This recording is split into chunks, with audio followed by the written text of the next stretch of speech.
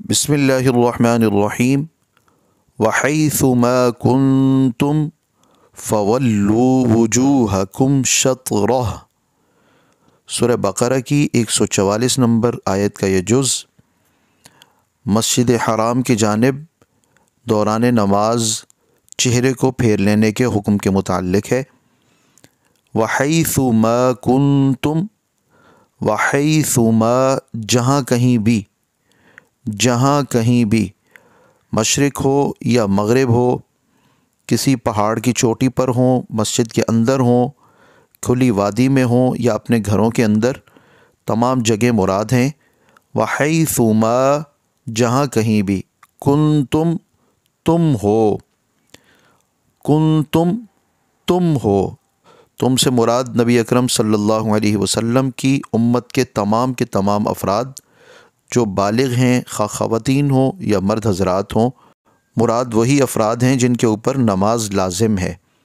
وحیث ما کنتم، تم جہاں کہیں بھی ہو، فولو، فا کا مطلب ہے تو، ولو تم پھیر لو، ولو پھیر لو، فولو تو تم پھیر لو، وجوہکم، وجوہکم اپنے چہرے۔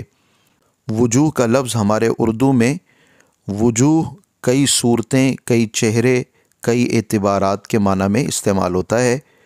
وجوہکم اپنے چہرے، فولو وجوہکم تم اپنے چہروں کو پھیر لو۔ وحیث ما کنتم، تم جہاں کہیں بھی ہو، فولو وجوہکم تم اپنے چہروں کو پھیر لو، شطرہ، شطرہ، شطر کہتے ہیں سمت کو، جانب کو، حصے کو، طرف کو، تو اس سے مراد شطرہ مسجد حرام کی طرف، اس کی طرف، اس کی طرف، اس سے مراد مسجد حرام کی جانب۔ فولو وجوہکم شطرہ تو تم اپنے چہروں کو مسجد حرام کی طرف، اس کی طرف پھیر لو۔ یہ شرائط نماز میں سے ہے کہ قبلہ رخ ہو کے نماز ادا کی جائے۔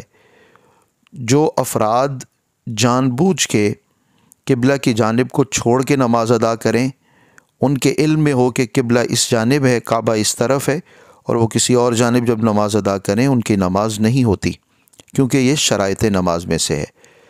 جو مسجد حرام میں عین خانہ کعبہ کو دیکھ رہے ہوں تو ان نمازیوں کا عین قبلہ کی طرف اپنی آنکھیں کرنا اور اسے ثواب اور اجر کی نیت سے نماز کے دوران میں دیکھتے رہنا ضروری ہے۔